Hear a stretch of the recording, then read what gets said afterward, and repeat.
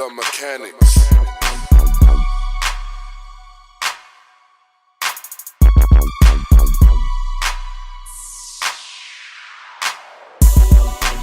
Since you always wanna talk about somebody, I think it's about time that we speak about you.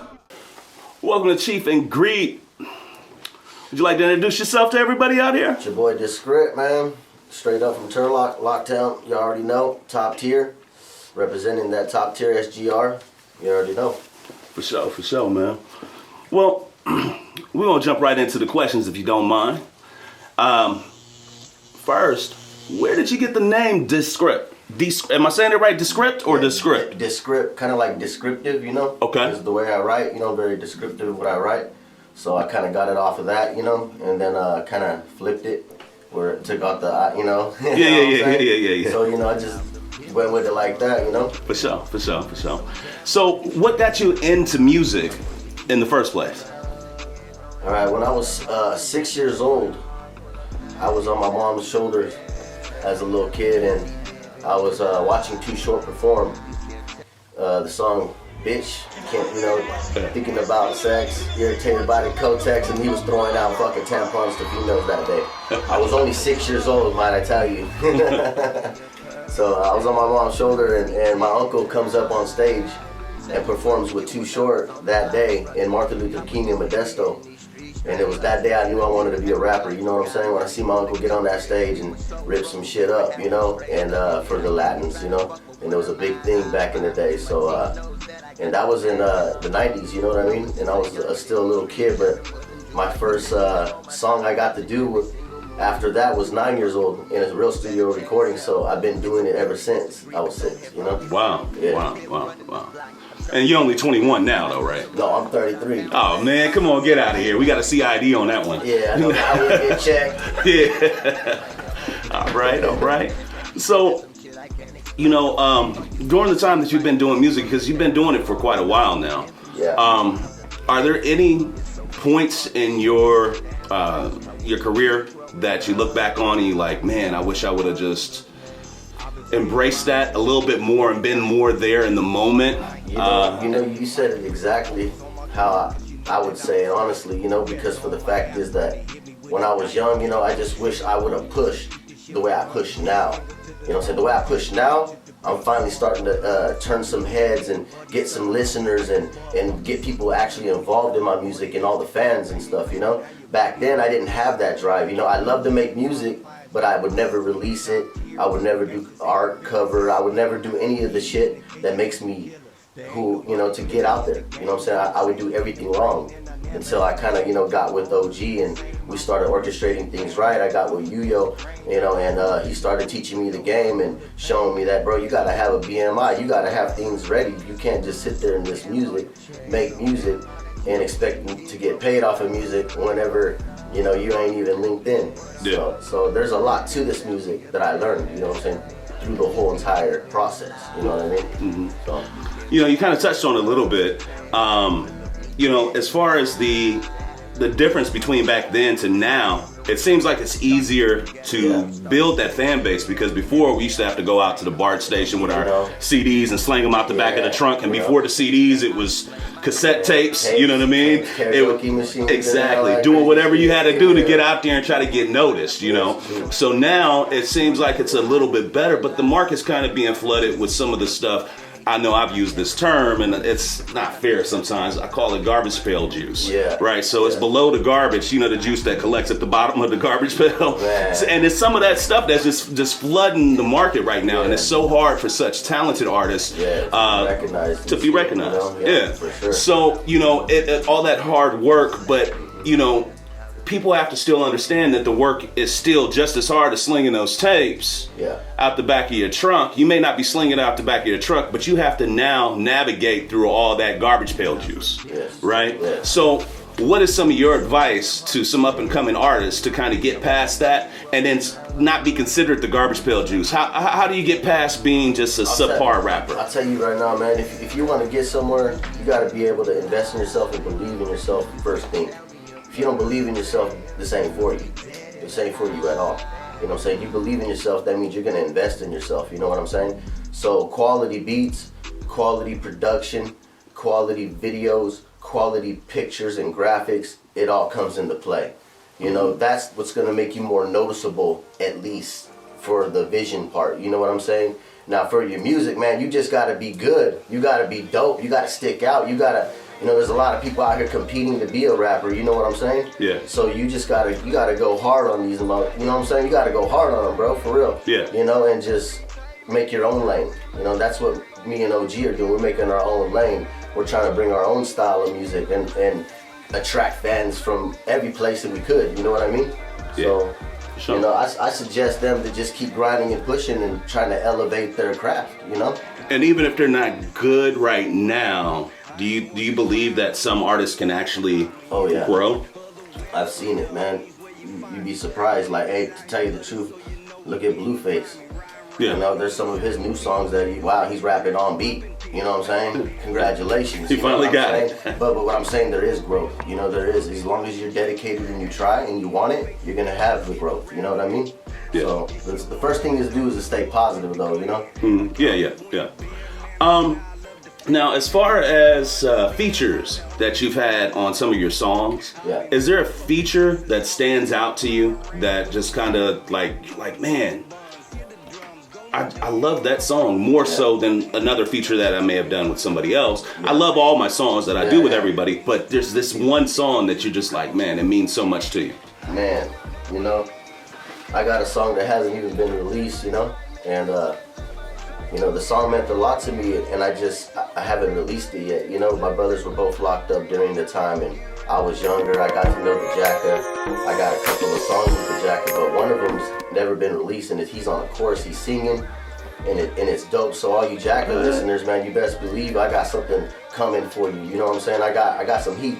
You know what I mean? And I'm just trying to figure out who I want to put on it. AP9 reached at me, and actually I contacted him, and he's interested. He's all send it over. You know what I'm saying? So we're gonna see what happens first. You know, but do everything the legal way and make sure everything's correct and right as well. You know? So, yeah. So, what's one of your who's one of your favorite artists from back in the day, and then who's one of your favorite artists today? Shoot, he's in the building right now, man. That's my boy OG Insane, straight up, man. And he knows, because where I grew up, like, you know, there was no rappers really in Turlock at all, you know what I'm saying? And he rapped with my uncle back in the days, and like I said, my uncle was an influence to me as well.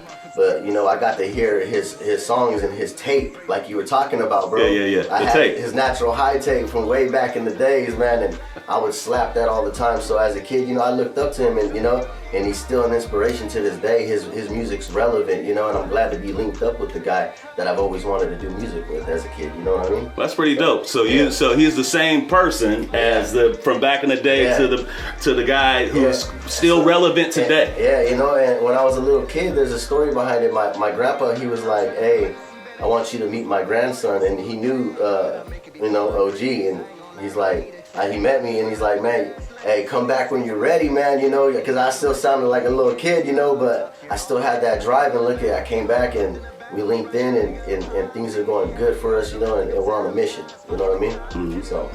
So Discript, where can we find your music at? And your social media and all that. Yeah, you can find me on Facebook. You can find me on Instagram under my name, Sal Baltazar, our top tier productions. And then you can also find me on all the social media, such as like, you know, Spotify, iTunes, Apple Store, you know, everywhere. So just, you know, stay tuned for the newest shit that's about to be coming out, because I'm telling you, man, we got some heat coming. You know, we got some new artists. We got a lot of things in play. You know, we got everybody working. Everybody's working hard, you know what I'm saying? Even with this COVID-19 going on, we're still out there pushing, you know what I mean? So. And next question for you. If someone decided to sign Discript today for, let's say, $10 million, right? Yeah. What would be the first thing that you would do with your $10 million? The first thing I would do with my $10 million? Yeah. I'd have to give back somehow. For sure. You know what I'm saying? like somehow, some way get back. You know what I mean? Make something better for somewhere where I grew up. You know what I mean? Yeah. Something like that. So Some type of program for the youth you know or something what I mean? like that. Kids or anything. You know, poor. You know, like just give back. You know what I'm saying? For sure. Yep. For sure. That's what's up. That's what's up. So next, everybody out there wants to know, when can they expect to hear some new music from you? Man, what they can expect is they can expect at least about in a couple months or so, new videos. We got OG dropping stuff. We got Yo dropping stuff. Like I said, we're going to be just dropping stuff back to back. So just stay tuned because it's just going to be coming, you know, and it's going to be flooding the market because we're just going to be working. You know what I mean? Yeah. Straight up. So. Now, you touched on this a little bit earlier. You're talking about some of the Latino community and your Latino listeners and so forth. Yeah. Is everything just in English, or do you do a little bit of Spanglish or Spanish? You know what, man? Honestly, all my music is in English, you know. But you know, recently, you know, my boy Yuyo, you know, he be doing his Latin music and stuff, you know, and his Spanish music, and it's dope. You know, it's really dope. And that's where my roots are really. So, you know, I try to reach back, and I did a little something. So, you know, stay tuned for that. I got a little bit of some of that Latin music coming too as well. But, you know, I like to do it all. I don't just limit myself to one kind of style. Like I said, if I can do pop, I'm going to do pop. If I can do some country, I'm going to try to do some country. You know what I mean? I just never limit myself to one kind of style. So. And if you had to describe yourself as as an artist, what type of music are you most comfortable performing? As far as are you a singer? Are you straight dedicated rapper, or are you a little bit of both? I like to perform both. So when I do my music, you'll hear me rapping, and then you'll hear me singing the same time with my verse. So I do it both. You know, I kind of like it. You know, I like to intertwine my styles. You know. For sure. So there ain't nobody out there right now that I can think of that's kind of doing it like you, right? Nah, I don't. No. And plus, I got a different voice, man. You hear me right now, so when you hear my music, obviously you're gonna hear a different kind of voice you've never heard in the industry on the waves. Period. You know what I'm saying? So I hope you guys like it. You know, straight up. Okay, for sure. You know? Well, I'm gonna ask you like the last question I asked. What was your favorite curse word? I'll say fuck. Fuck. Yeah. Oh yeah. Yeah, our shit. Our shit. Either one, right? Yeah. You can use them both. Fuck shit. Yeah, you know what I'm saying? Either way. Yeah. So yeah. And then next and last but not least, before we let you get out of here, what's the what's some words of encouragement that you can give to our listeners out here, our viewers out here, as far as pursuing music, pursuing their dreams, and you know, just being an all-around better person? Because I've known you for a little while now, and down to earth, absolutely. And a lot of people think rappers are all cocky and we're all this, that, and another. And you know, some of us are family men. Yeah, you exactly. That's exactly what I am. You know, and what I can encourage somebody, you know, to this day, you know, like, you know, for instance, I'll tell you to my story. You know, I had a hard life. You know, really moving house to house. My mom was a single parent. You know what I'm saying? So like, I had a hard life. So basically, what I'm trying to say is that, you know, I'm a business owner now, you know what I'm saying? So like, that speaks for itself, what I can do if I keep pushing. And if you keep pushing, no matter what, you know what I'm saying, you're going to just do something good. As long as you stay positive and as long as you stay pushing, you're going to be good. You know what I'm saying? So my encouragement, you know what I'm saying, is just keep grinding it out, keep following your dreams. Don't let nobody stop you, you know what I'm saying? Just go and go and go and grind, you know what I'm saying? You're going to get there. Because I'm proof, you know what I'm saying? Like, I never thought I'd own a business, period, you know? I never thought that my music would be reaching people and communicating with people, and people hitting me back saying stories like, hey, bro, your stories, they mean something to me, bro. I appreciate your music. I love your music, you know? And to me, that's what I want. I want to make real shit. I want to make something that can touch people and change people, too, you know, for the better. You know what I mean? Yeah. Well, from all of us here, we'd like to thank you for stopping by and spending your afternoon with us. Thank you very much. I appreciate your time, man. Thank you. All right.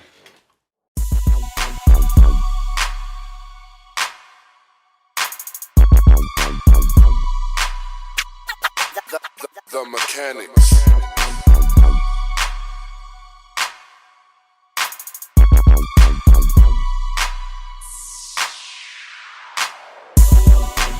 Since you always wanna talk about somebody, I